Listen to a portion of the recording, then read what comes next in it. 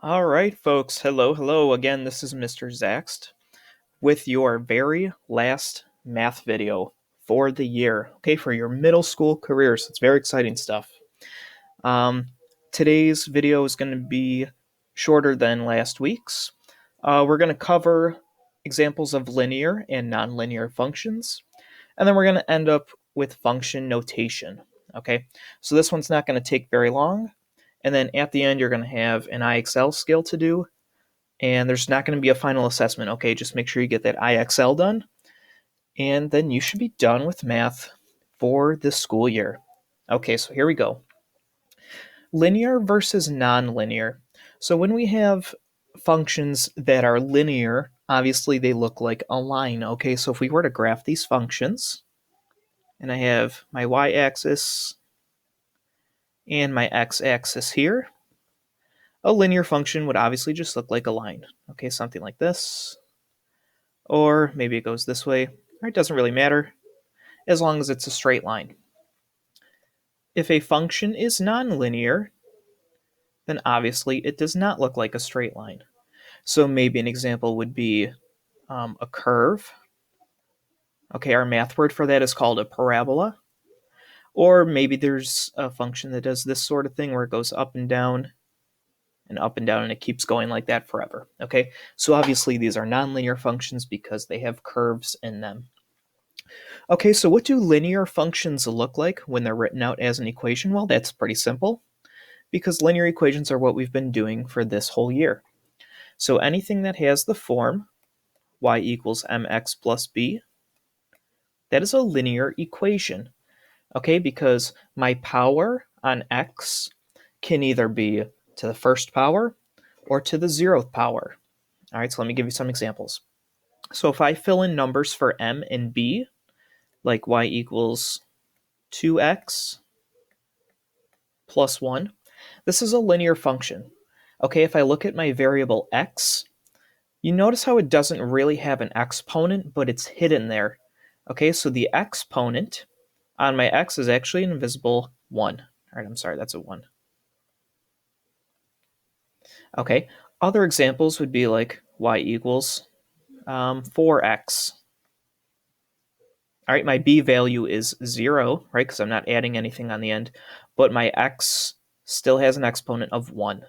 Okay, so when my variable has an exponent of 1, it is linear. Also, when it has an exponent of 0, it is linear. So if I have the equation like y equals 7, okay, this is a linear function. This is actually a horizontal flat line up at 7. Okay, so it hits 7 on the y-axis, and it goes straight across from left to right. Notice how there's no x in this equation at all. Okay, so that x value, that variable, actually has an exponent of 0. Okay, so if I say 7, let's undo that. 7 x to the 0th power. If you remember from the beginning of the year, anything raised to the 0 power is just 1. Okay, so this whole section, x to the 0, is just 1. All right, and if I were to simplify this, that means y equals 7 times 1. And what's 7 times 1? It's just 7. So I could either say y equals 7, or I can say y equals 7 times x to the 0. Either way, those are both linear functions.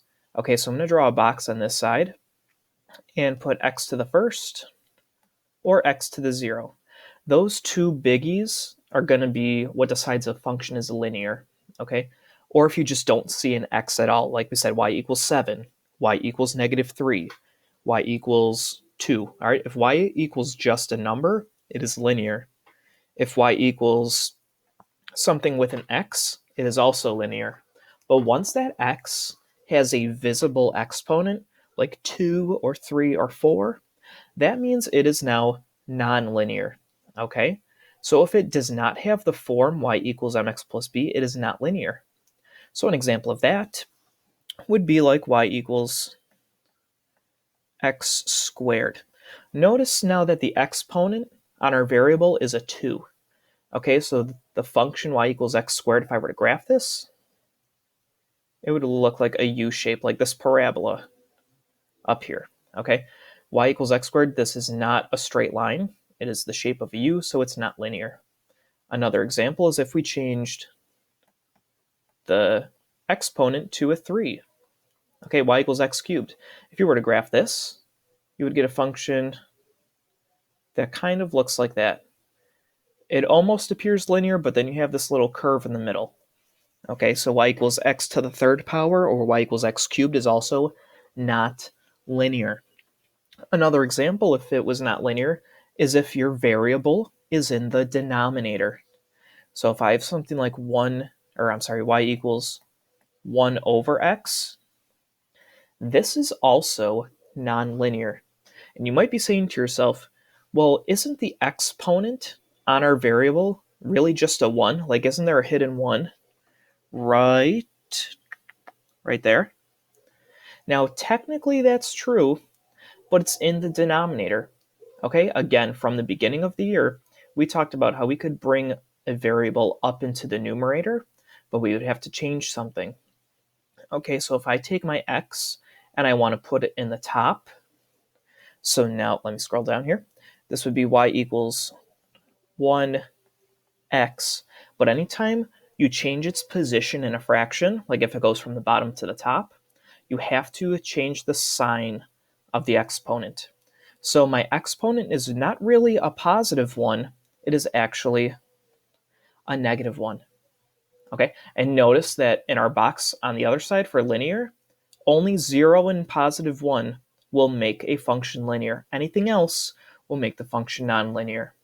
So since this exponent is a negative 1, that means this is nonlinear. Okay, and if you were to actually graph this function, like y equals 1 over x, you would have, all right, I'm going to do my best here. Be that's bad. Something like this. It curves downward as it goes to the right. Okay, because as your x gets bigger, notice how it changes. So if I plug 2 in for x, then my y value is a half. Or if I plug in 3 for x, now it's 1/3. So I'm going 1/2, 1/3, 1/4, 1/5. Those fractions are getting smaller. So it should curve down as it goes to the right. Okay, so the big thing you need to know is if a function is linear, the exponent on x is either a 0 or a 1. If it is nonlinear, it is literally any other number. 2, 3, -1, 4, what have you. And if you're not sure, you can always graph these functions if you needed to. And the last thing we're going to talk about is function notation. So for example, when we graphed a linear function, we always used the same equation, y equals mx plus b. All right, so this is a function, it's a linear function, but what we're going to do is something you're going to see a lot more in high school, okay? In high school, we don't use the y as much. Okay, what do we change y to? Y becomes this symbol right here. Okay, so it's a lowercase f, and in parentheses, it is the letter x. Okay, how you would read this is a function of x.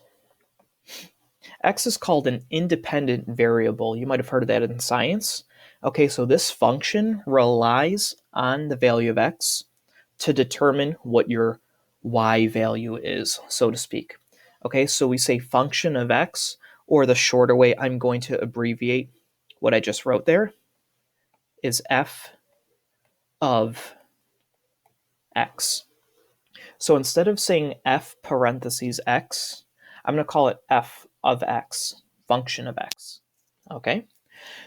So if I were to change y equals mx plus b to f of x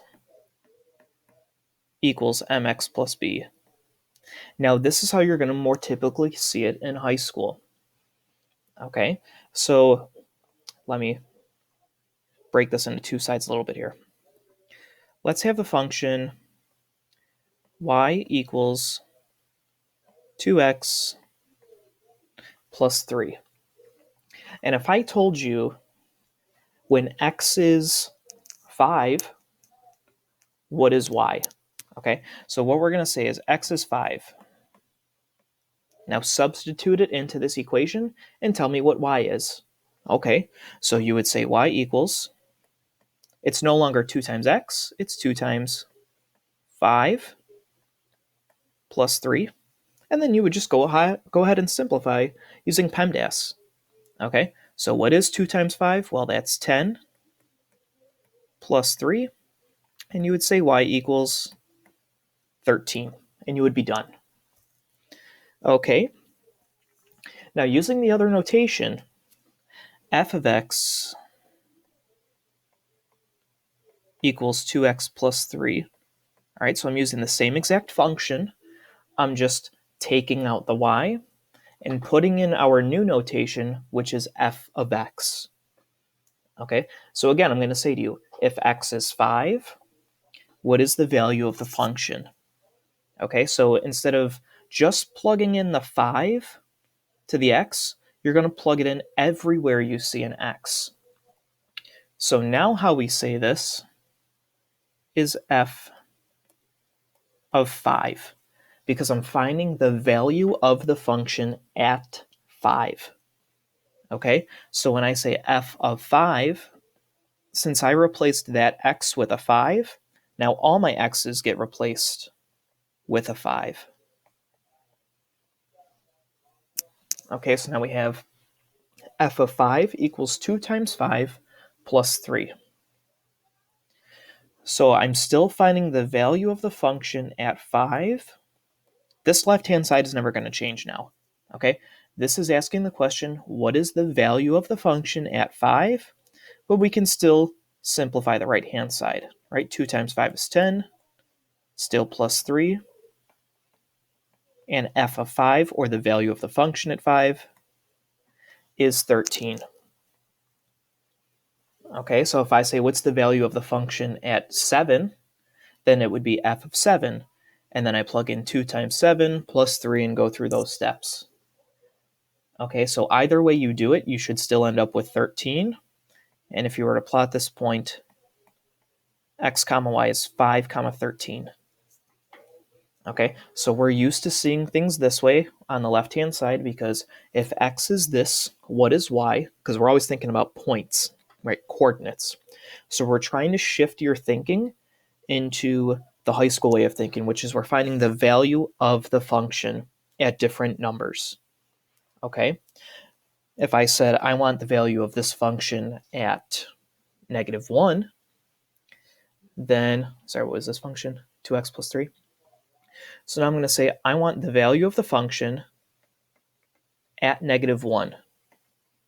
Okay, I know my function is 2x plus 3, but all of my x's change to -1, right? Because that is what's in the parentheses, plus 3.